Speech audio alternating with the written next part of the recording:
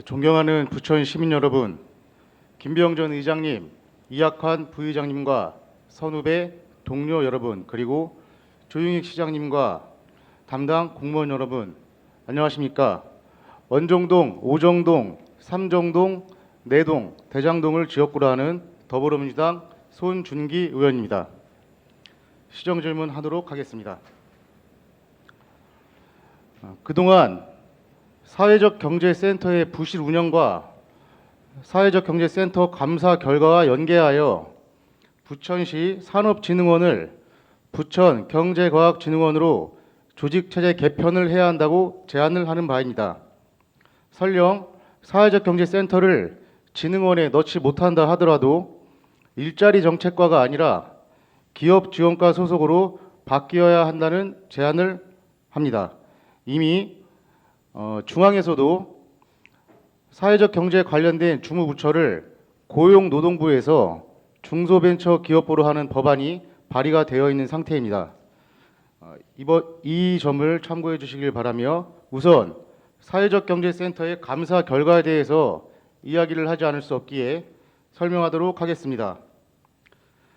앞서 지난 행간부터 시정 질문까지 본 의원이 사회적 경제 기업들에 대한 투명하고 공정한 지원을 위해 센터의 부적절한 업무 처리를 지적함에도 일부는 제가 사회적 기업들을 죽이려 한다는 말도 안 되는 프레임을 씌우는 것 같습니다.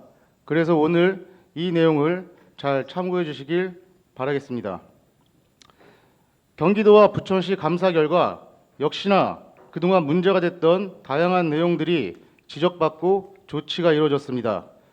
신분상 조치 1건을 포함한 총 3건의 조치가 있었으며 5건의 처분 결과가 확정되었습니다. 주요 내용을 살펴보면 너무나 어이가 없습니다. 기본 중에 기본인 사업과 예산 지출에 대한 사업평가가 거의 없다시피 합니다. 사회적 기업법에 따라 한국사회적경제진흥원의 업무 지침 등을 참고하여 컨설턴트 선정 기준에 따라 멘토의 경력과 자격을 센터에서 확인했다 하면서도 정작 사후 평가에 관하여는 그 지침을 꼭 따를 필요가 없다는 모순된 주장을 합니다. 2022년부터 24년까지 총 16개의 컨설팅 중 사후 평가는 총 2회에 그쳤습니다. 이 2회밖에 안 된 이유에 대해서 감사부서에서 이유를 묻자 각각의 컨설팅이 목적 및 추진 방향이 상이하므로 모든 컨설팅 사업이 만족도 조사가 필요하지 않다. 잦은 담당자 변경, 퇴사, 장기 병가 등 부재, 행정사무감사 및 감사자료 대응 등을 이유로 업무 추진 시기가 지연되었다는 궤변을 늘어났습니다.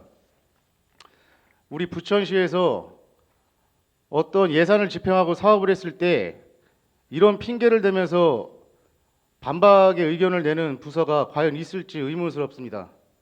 행정사무감사는 사회적 경제센터만 받는 것인지 되묻고 싶습니다. 또한 사회적 경제센터의 부적절한 업무 처리로 인해서 수당이 부적절하게 지급된 건이 적발되었습니다. 계약의 전부 또는 일부가 끝나면 계약서 및 기타 서류들을 검토하여 검사조서 작성 후 대가를 지급하고 부당함을 발견하면 청구서를 반송하든가 시정조치를 해야 하는데 그러지 않았습니다. 지방계약법과 행안부 예규 모든 것들을 따르지 않았습니다. 표 2 띄워주십시오. 컨설팅 1회당 최소 시간 또는 시간당 단가를 명시해야 함에도 이를 지키지 않고 1회당 단가만 정하여서 계약업체가 자의적으로 운영할 수 있는 여지를 제공했습니다. 보고서에 시작 일시만 작성해놓고 실제 진행 시간을 확인할 수 없는데도 용역 완료 검사 시 이를 확인하지 않고 보완하도록 하지도 않았으며 그럼에도 불구하고 몇 시간씩 컨설팅을 한 것으로 계산하여 수당을 지급했습니다. 표 3번 띄워주십시오.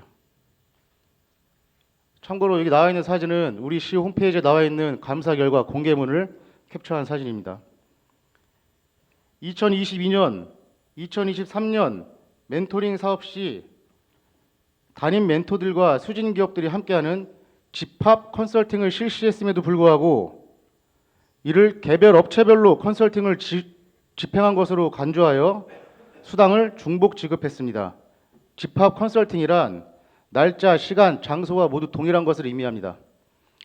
몇 개의 수진 기업들을 한 군데 모아놓고 동시에 컨설팅을 했는데 각각 컨설팅을 한 것으로 계산해서 멘토들이 중복으로 수당을 수령하였습니다. 다음 거 참고해 주십시오. 컨설팅 시간이 중첩된 것도 있습니다. 예를 들면 한 컨설팅 업체가 10시부터 11시 반까지 컨설팅을 했다고 기록되어 있는데 또 다른 업체는 10시부터 12시 반까지 했다고 나와 있습니다. 이게 과연 제대로 된 보고서를 작성한다면 이게 가능한 일인지 되묻고 싶습니다. 부랴부랴 어떤 행정감사나 기타 서류 제출을 위해서 급조한 것처럼 보일 수밖에 없는 대목입니다. 수당 집행 내용 및 증빙 사료를 요청했는데 2022년 계약한 모 센터가 23년 폐업해서 회계 증빙 서류를 제출할 수 없다고 합니다. 저는 이것도 말이 되는지 되묻고 싶습니다. 업체가 폐업을 하면 그 전에 받았던 서류들은 다 사라지는 건지 이게 뭐 10년이 지난 것도 아닌데 확인이 안 된다고 하니 뭐 그러려니 하겠습니다. 지금까지 발견된 것들이 대부분 다 이런 식이기 때문에 그리고 심지어 어떤 경우도 있냐 하면 컨설팅 결과 보고서에 날짜가 틀리고 사업이 다른데 그 증빙 사진이 똑같은 사진들이 게재되어 있습니다. 이러한 식의 업무 처리가 과연 사회적 경제센터가 외청에서 계속 기능을 할 수 있는지에 대해서 당연히 의문점을 갖게 만드는 바이고요.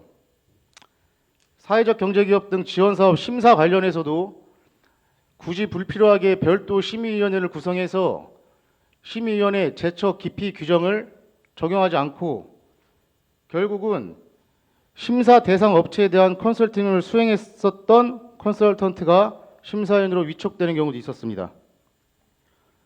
이러한 여러 가지 지적들이 경기도와 부천시 감사에서 지적이 됐는데 센터장은 재심의 신청을 했습니다. 센터에서 3명이 조치가 이루어졌는데 본인은 억울하다. 본인은 빼달라는 내용이었고요.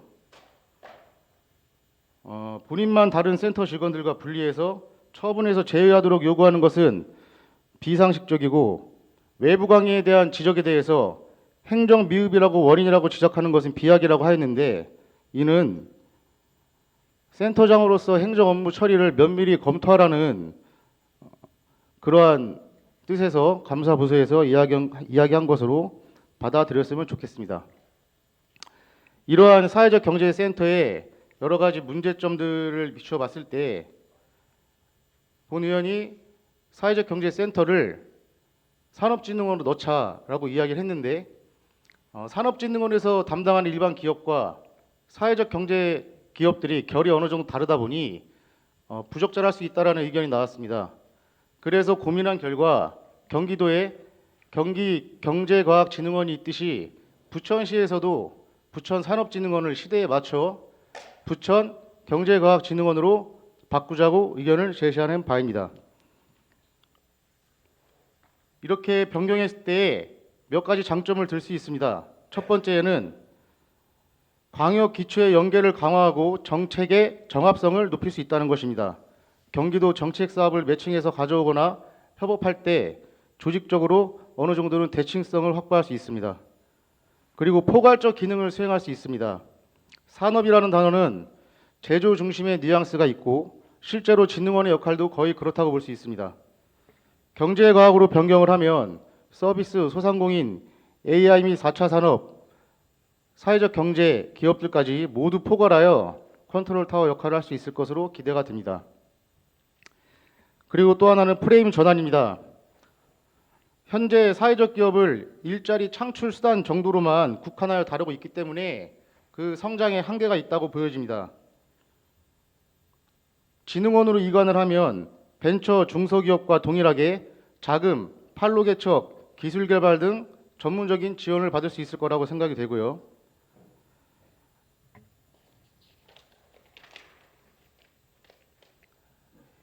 최근에 세계적인 기업 트렌드는 ESG 경영입니다. 그러니까 환경, 사회, 지배 구조 이런 것들을 추구하는 것인데 일반 기업들도 이제는 ESG에서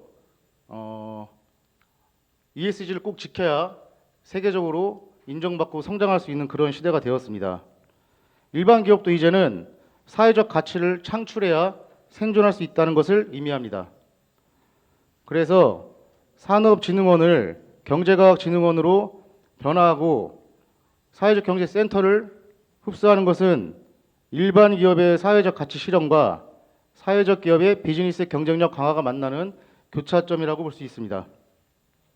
사회적 기업들도 노동집약적 서비스에서 벗어나서 AI와 데이터를 활용한 기업 운영 및 사회 문제 해결 방향으로 나아가야 합니다. 이에 부천시는 산업진흥원을 경제과학진흥원으로 개편하고 사회적 경제센터를 기업 지원과 직할 또는 진흥원에 편입하는 방안에 대해서 검토해 주시기를 바라는 바입니다. 두 번째는 부천시 레미콘 공장 관련하여 지난 시정 질문 이후 폐기물 처리시설 훼손 대체 방치되고 대기 오염물질 배출, 폐수가 넘쳐 흐르는 등 환경 기준 미달된 사항들이 적발되었고 이에 세 군데 기업이 과태료, 행정처분, 벌칙 등의 조치가 확정되었습니다. 이에 발맞춰 때마침 이번에 부천시에서 공업지역 기본계획을 공청회를 실시했는데 대장동 3기 신도시와 연계하여 고려할 때 부천시의 미래를 위해서는 레미콘 공장들의 이전이 불가피하다고 생각됩니다. 사진 띄워주십시오.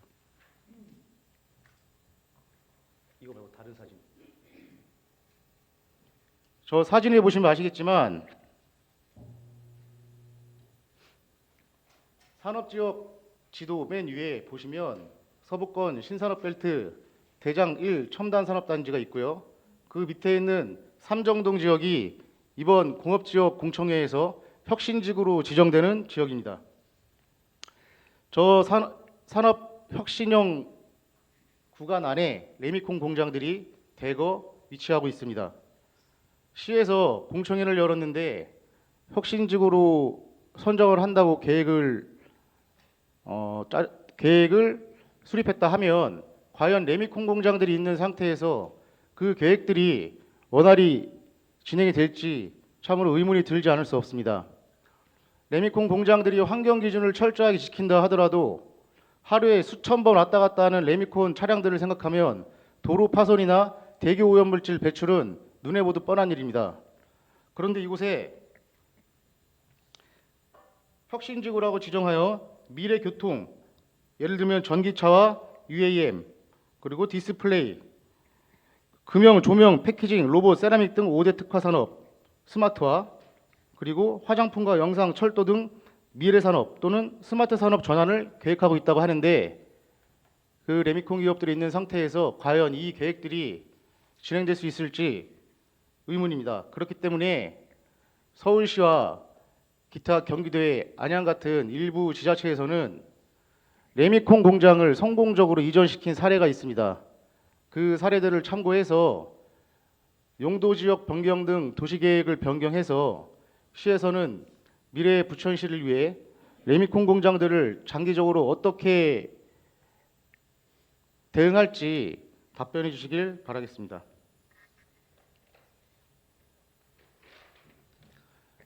다음은 앞서 존경하는 이문분 의원님께서 도시공사 이야기를 하면서 잠깐 말씀을 하셨는데 부천시 각 부서에 의원들의 자료 요구에 대한 소극적인 자세에 대해서 말씀을 드리도록 하겠습니다.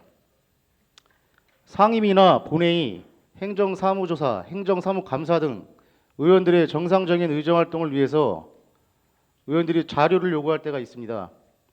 여기 계신 모든 의원들 다 아시겠지만 자료 요청을 하면 가장 먼저 나오는 대표적인 반응이 개인정보 보호 때문에 안 된다, 공공기관의 정보 제공에 관한 법률 때문에 안 된다, 공공감사에 관한 법률 때문에 안 된다, 이런 1차, 2차 장벽을 맞이하게 되는데 지방자치법상의 의원들의 자료 요구권은 앞서 열거한 세 가지 법들보다 우선한다고 되어 있습니다.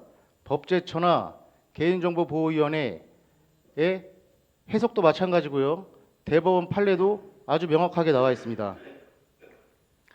이 법들이 말하는 개인정보 보호라는 것은 공공기관과 일반 민원인들 사이에서의 지켜야 할 그런 내용들을 규정하고 있는 것이지, 시민의 대표로서, 선출직 공무원으로서, 의회 구성원으로서 의회에서 의원들이 활동하는데 자료 요청하는 부분에 대해서 정보를 공개하지 말라는 의미가 절대 아닙니다.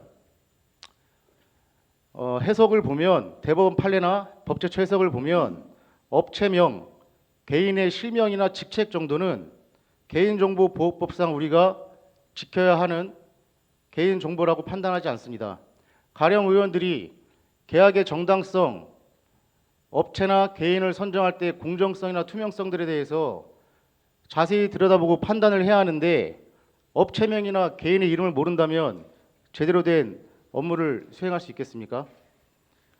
이미 법제처를 비롯한 그리고 대법원 판례도 있는 상황에서 물론 어떠한 개인의 사생활에 대해서 심각하게 영향을 끼치는 정보라면 당연히 제공되면 안 되겠지만, 이런 기본적인 정보들은 의원들의 정상적인 의정활동, 시민들을 대표하고 시민들의 세금으로 이루어진 사업들에 대해서 의원들이 정확하게 평가하고자 할 때에는 자료 제출에 적극적으로 응해 주시기를 부탁드리겠습니다. 그리고 마지막으로 우리 문화도시 부천에서